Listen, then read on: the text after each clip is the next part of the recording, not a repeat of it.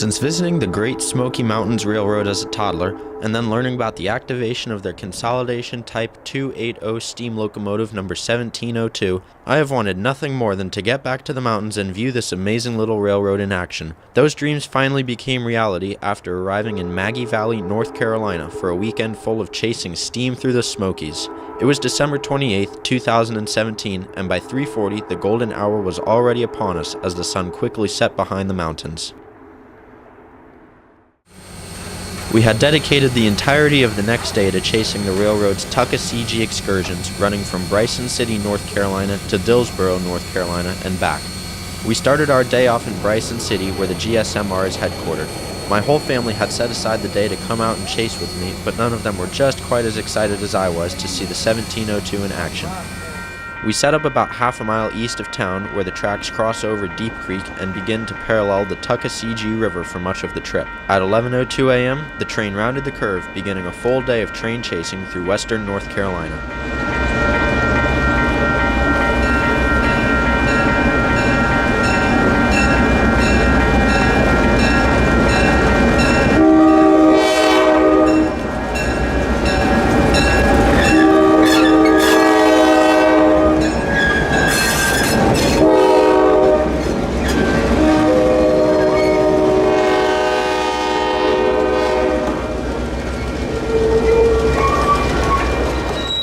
Tuckaseegee excursions depart Bryson City at 11 a.m.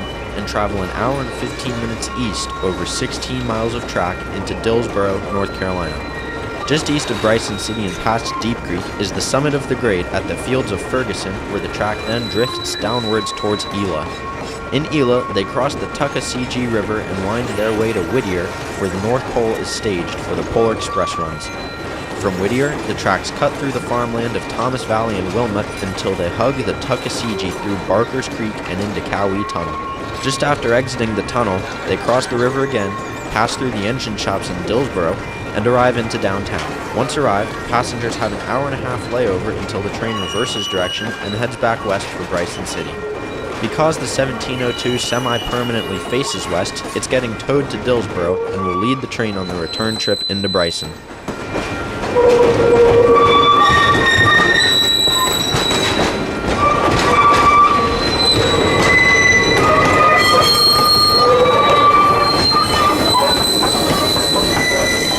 We had almost gotten ahead of the train when we were stopped by a flashing crossing signal.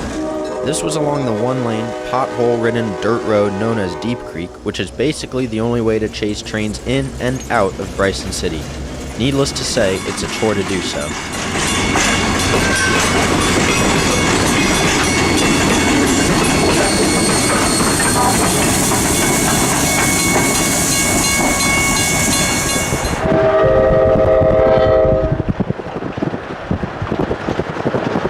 Catching back up to the train by Ferguson, we elected to peel off at Elah and get the old Jeeps winding around the curve and into the sun.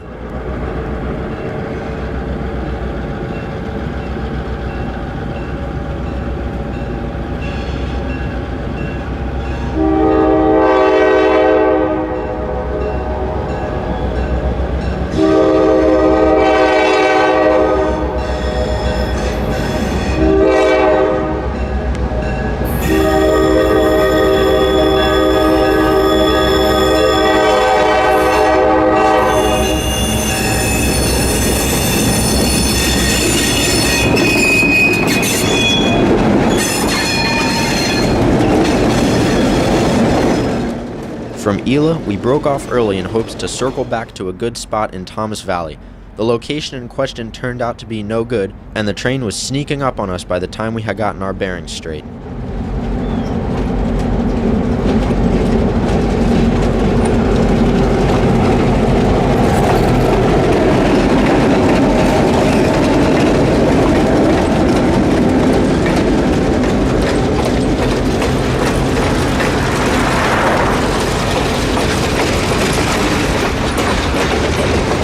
Today's train, pulled by two GP9s, has an open-air car up front, followed by a 4-axle coach, 5 6-axles, including the Piedmont and Southland, the two best-looking cars in my opinion, another 4-axle coach, a conductor's cafe, a lone 6-axle, 4 more 4-axles, a caboose which provides the head end power, and of course, the 1702.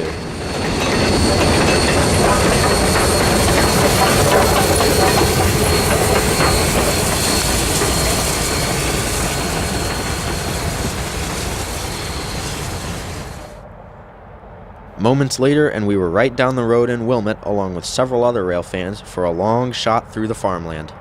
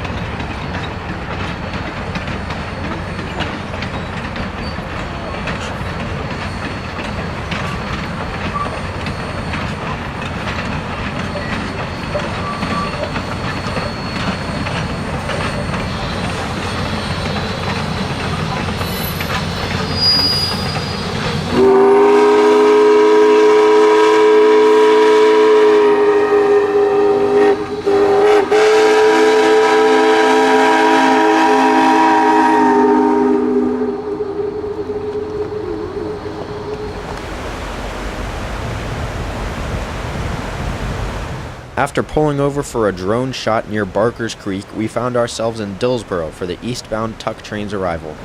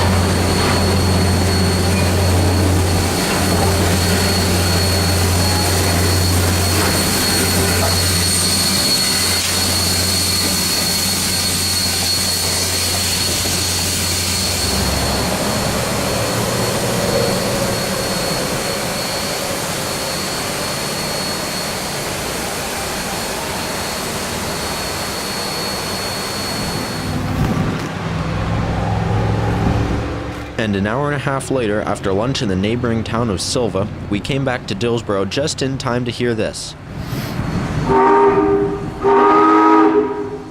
1702 was ready to head westbound with its train back to Bryson City.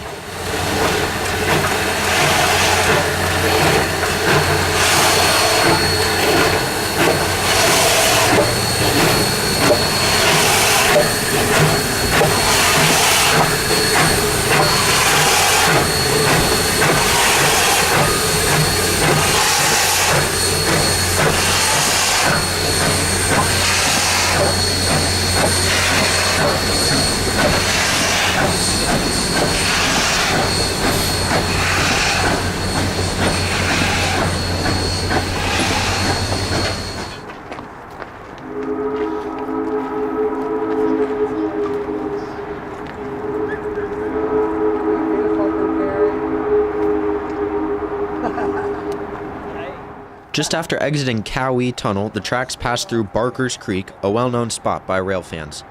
There were about 10 of us here to shoot the train, and as the guy standing next to me said, "You know, it's a good spot when you're surrounded by rail fans."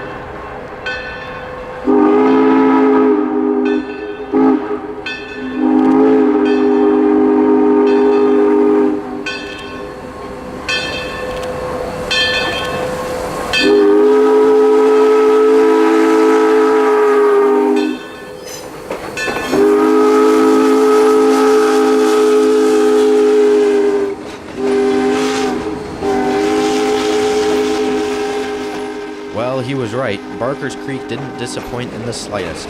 We were standing on an old bridge over the river, which shook a little too much for comfort as the train hammered on by.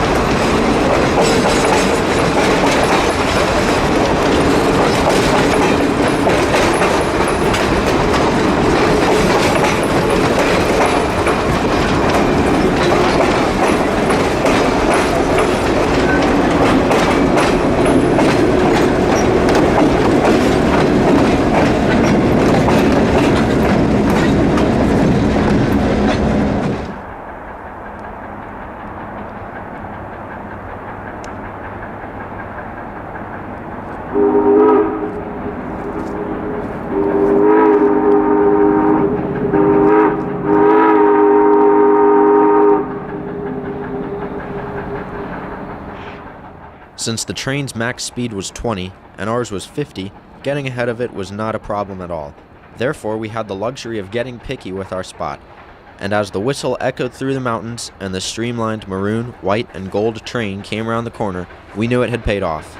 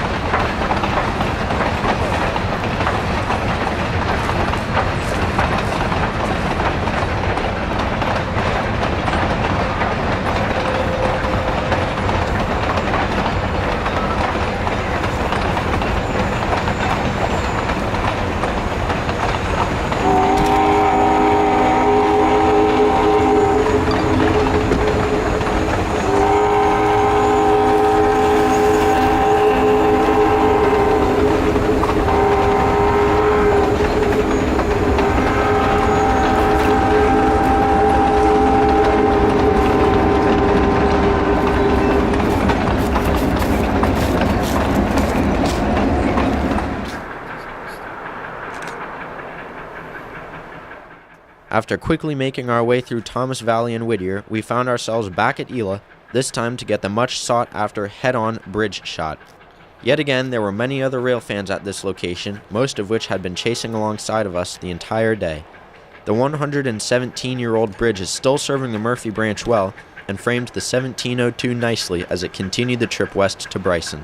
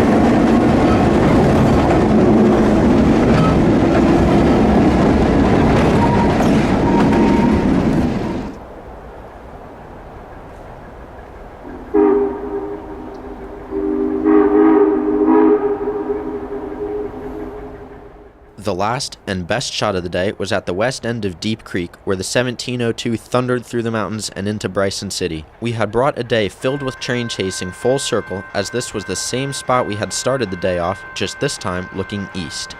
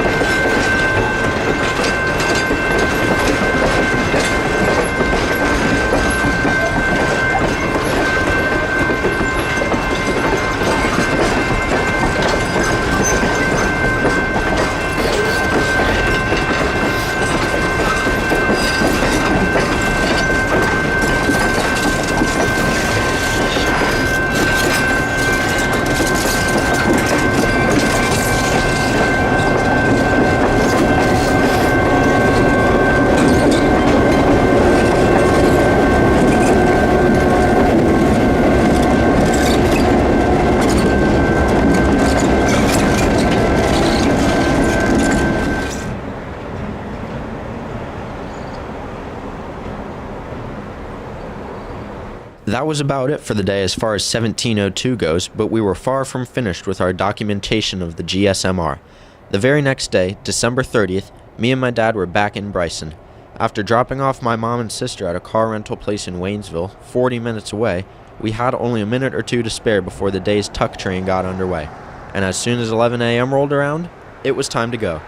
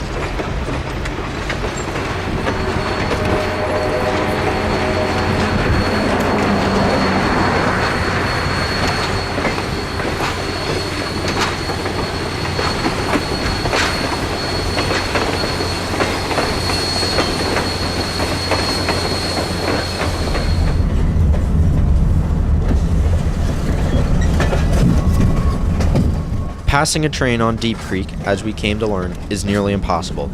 The ride is bumpy, slow, and hosts grade crossings at the most inopportune places. Deep Creek does, however, offer a great chance to pace the train along the river. And just as we thought we had passed them, we hit a grade crossing. In fact, the same one that snagged us the day before.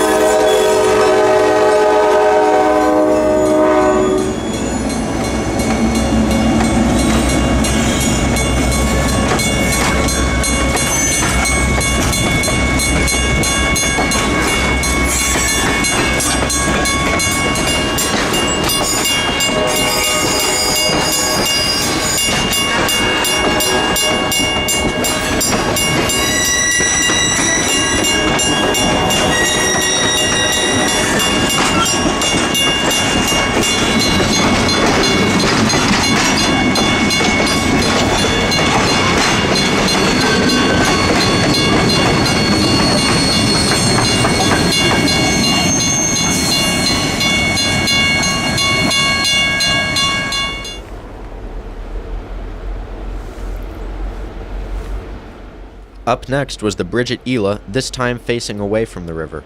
1751 could not have looked better as it slipped and squealed through the rock faces approaching the Tuckaseegee.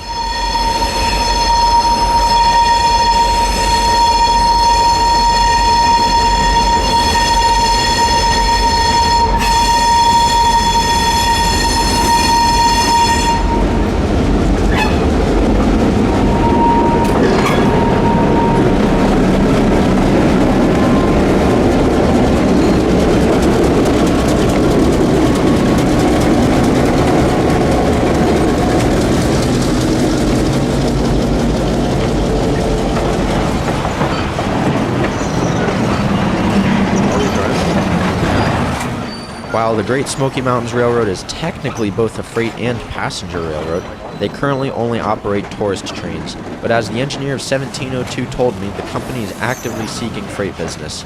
He even recalled pulling freights through the mountains in the cab of 1702, and at one time the railroad would take freights all the way to Murphy, although those days are gone as the line beyond Hewitt is inactive and industries have moved on.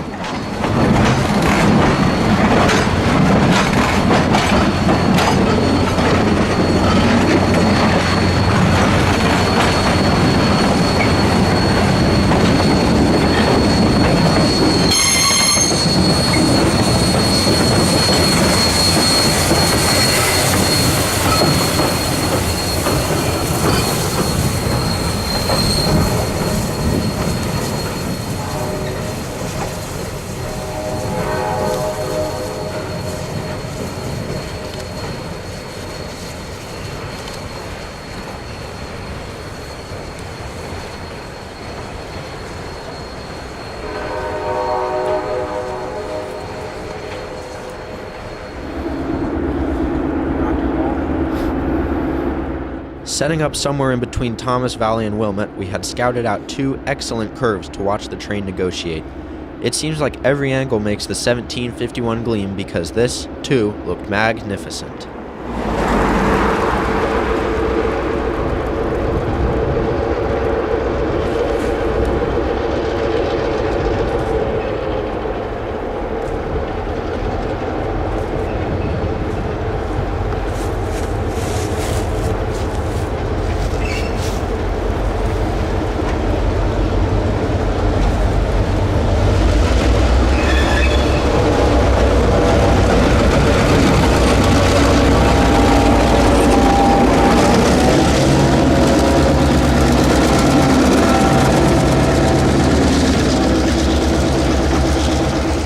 Racing down to the second curve near Wilmette, we had just seconds to spare as I threw down my tripod to the sound of two approaching jeeps.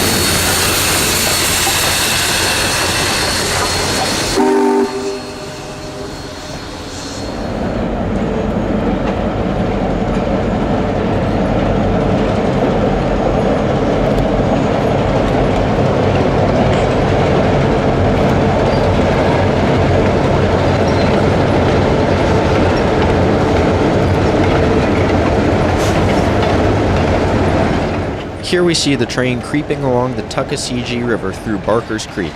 Most scenes like this are either publicly inaccessible and/or riddled with trees. The Barker's Creek boat ramp, however, offers an excellent exception.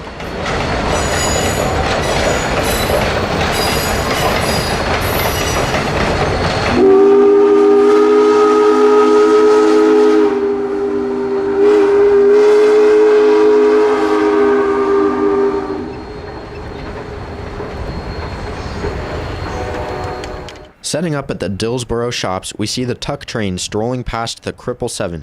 Yeah, I said that right. Apparently, the 777 has been on the roster longer than 1702 has, and the guy who I met at the shops said he even has video of the engine pulling freight drags to Andrews once, way back when. The 777 is not necessarily crippled, it's just a nickname given by local rail fans to reference the engine's age.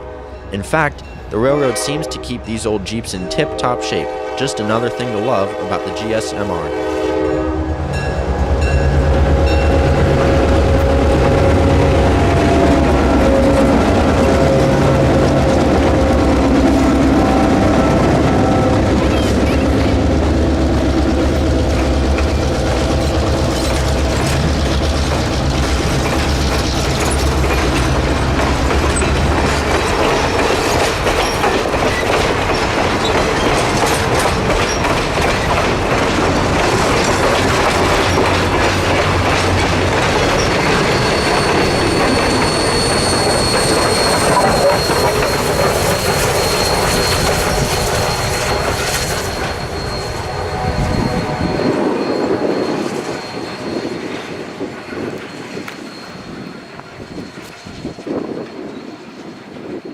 And just as we were packing up to go to the Dillsboro station,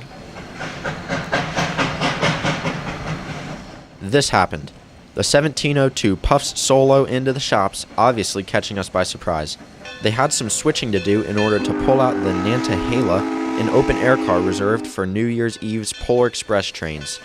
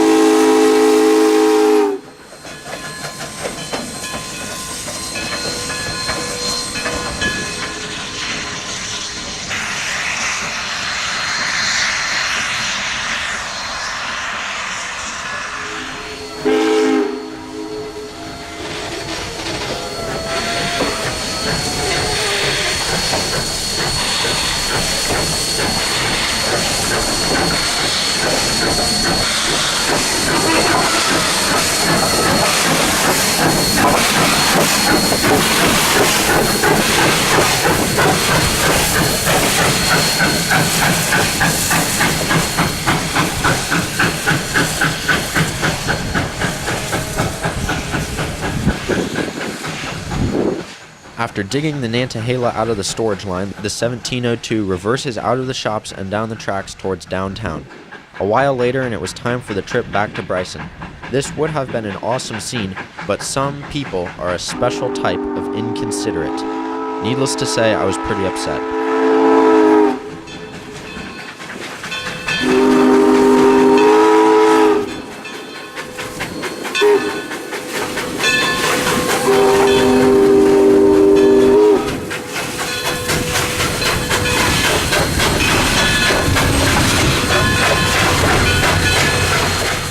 The GSMR also owns another steam locomotive, ex-Southern Railway number 722, a sister of the famed Southern 630. While both the 1702 and 722 are consolidation type 280s, the 1702 is a tiny bit smaller with 52-inch drivers, while the 722 boasts about 60-inch drivers, although this is all from my memory of my conversation with the engineers, so I might be a little off. Interestingly enough, the 722 was even native, as he described it, to the Murphy branch, assigned out of Asheville during its time with the Southern.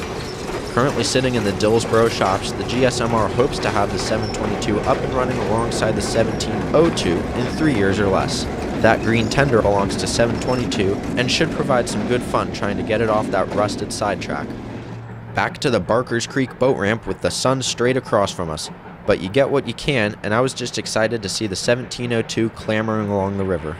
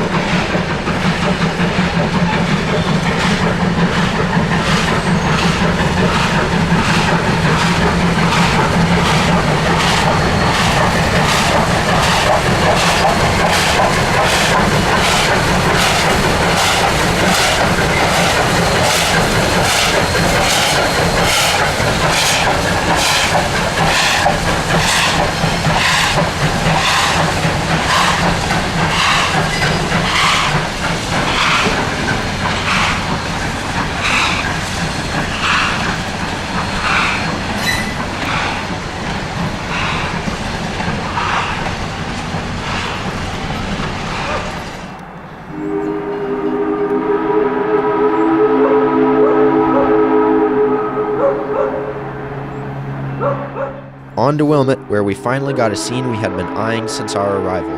The 1702, hammering through the mountains, bursts out past a small farm, sending the animals below running.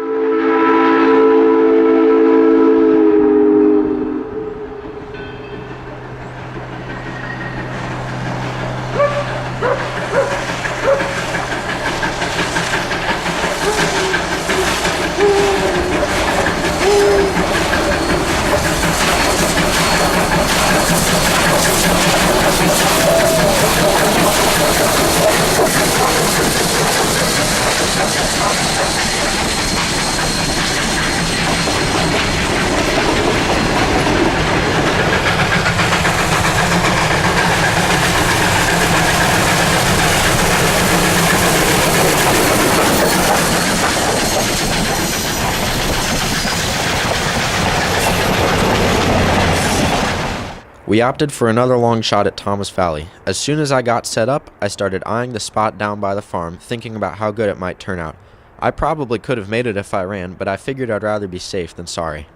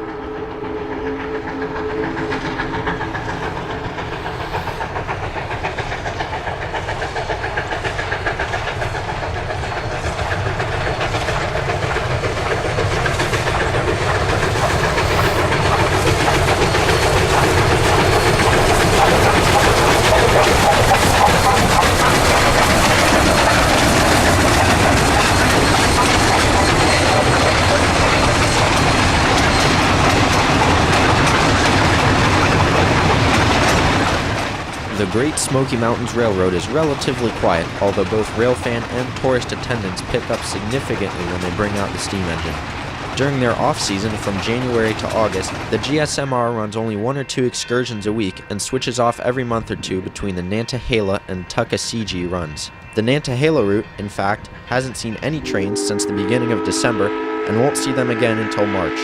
While usually using any of their 4 GP9s or the GP30U to power their trains, the 1702 has been brought out to operate only these 6 days in between Christmas and the New Year, and likely won't see action again until April at the earliest. Passing through Whittier on our way to Ela, we figured why not stop and watch the train pass, even if it was a bit backlit. Well, maybe even more than a bit backlit.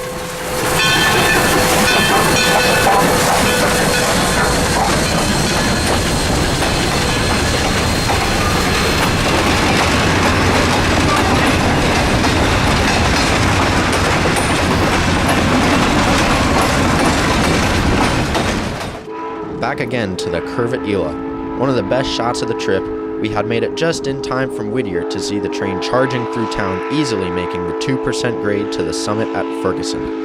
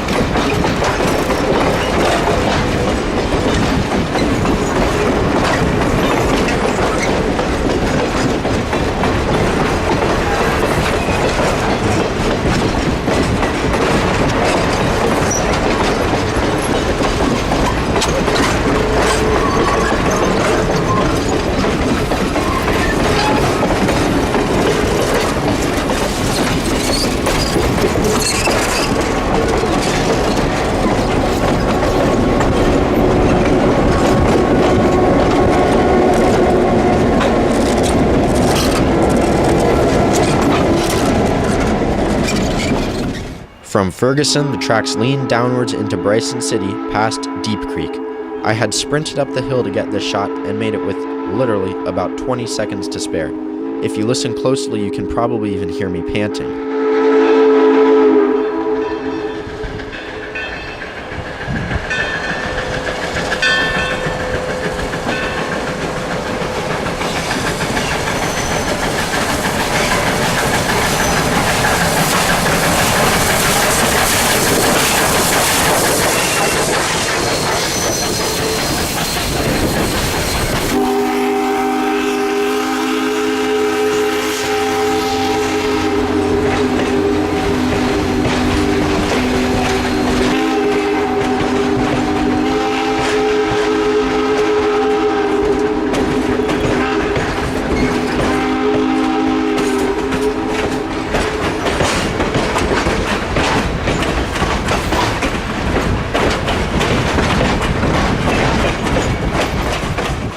Deep Creek definitely took the cake. Between the shot here and the scene at the west end of the road the day before, it had yielded some amazing footage. Watching the 1702 bark by me one last time was bittersweet, knowing it will probably be a long time until I'm able to make such a memorable trip to the railroad again. Thanks for railfanning with me today, and don't forget to tune in for parts 2, 3, and 4 of the Smoky Mountain Railfanning series.